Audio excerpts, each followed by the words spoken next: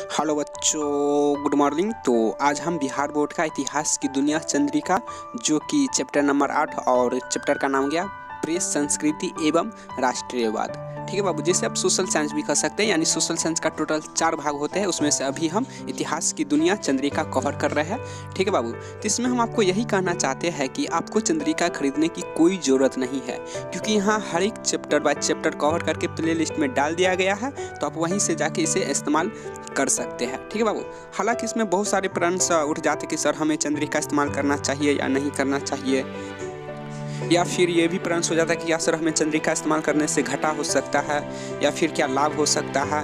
ठीक है बाबू, यानी कि इस सब से रिलेटेड बहुत क्वेश्चन आ गया है। और यहाँ तक एक विद्यार्थी तो ये भी कमेंट कर दिए थे कि सर जिस तरह से आप बुक कवर करके प्ले लिस्ट में डाले हैं, ठीक उसी तरह से आप चंद्रिका को भी प्ले लिस्ट में डालिए अगर इस्तेमाल करना चाहिए तो।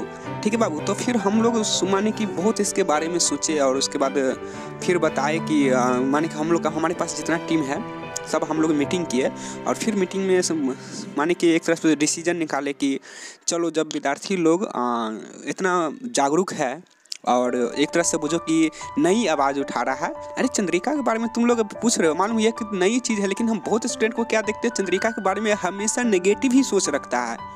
नेगेटिव सोच कैसे रखता है कि चंद्रिका पढ़ना बुरी चीज़ है, नंबर 1 बात। नंबर बात, चंद्रिका जो पढ़ने में तेज़ नहीं विद्यार्थी होते वह इस्तेमाल करते हैं। फिर उसके बाद क्या सोचते हैं, जो चंद्रिका इस्तेमाल करते हैं वह पुअर स्टूडेंट होते हैं। यानी कि वाट एवर करके, यानी कि तुम लोग की यार नेगेटिव ही माइंडसेट चंद्रिका के बारे में चलता रहता है। एगो सर अपना फ़ायदा उठा लेता है कि आप लोग को फुल डिटेल्स में बताते हैं ना कि चंद्रिका किस तरह से इस्तेमाल करना चाहिए। चंद्रिका बाबू कोई बुरी चीज़ है ही नहीं। आप यहाँ से भी यानी कि क्वेश्चन आंसर याद करके और एग्जाम में लिखते हो तो वहाँ फुल मार्क्स मिलता है। हम आपको बता दें कि नंबर नहीं करता है। हालांकि हम आपके लिए किसी दिन जरूर समय निकाल कर और हम व्हाइट बोर्ड के माध्यम से हम आपको 2 से 3 घंटा जरूर बताएंगे। ठीक है बाबू, किस तरह से चंद्रिका इस्तेमाल करना चाहता है। हालांकि हर एक सब्जेक्ट का हर एक अलग अलग चंद्रिका जो होता है तो अलग अलग तरीका से इस्तेमाल किया जाता है। तो आपके लिए हम जरूर किसी दिन 2 से 3 घंटा समय निकाल कर और व्हाइट बोर्ड के माध्यम से हम जरूर बताएंगे कि चंद्रिका किस तरह से इस्तेमाल किया जाता है। अभी हम आपको बता दें कि बाबू आप चंद्रिका खोल के इस्तेमाल करो। ठीक है, तो यहाँ पे तो हम अभी आपको फुल डिटेल्स नहीं बता सकते बाबू। ठीक है, क्योंकि यहाँ पे हम बुक कवर कर रहे हैं एक तरह से बुझो कि।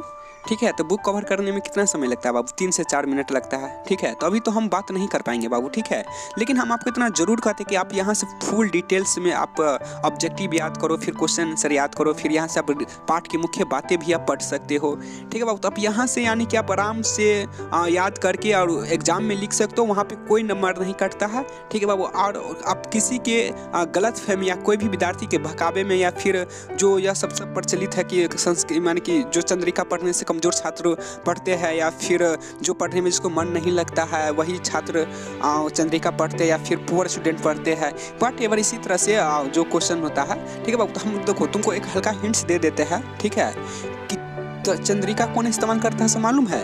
चंद्रिका जो पढ़ने में सबसे टॉप विद्यार्थी होता है वही चंद्रिका यूज करते हैं। जी हाँ, आप विश्वास नहीं कर पा रहे होंगे, ये अलग बात है, लेकिन जो पढ़ने में तेज विद्यार्थी हो तो वह घर पे चंद्रिका इस्तेमाल करते हैं। ठीक है बाबू, भले आपको पता हो या ना हो, ये अलग मैटर है एक तरह से समझो, लेकिन जो विद्यार्थी पढ़ने में तेज है वह चंद्रिका इस्तेमाल करते हैं।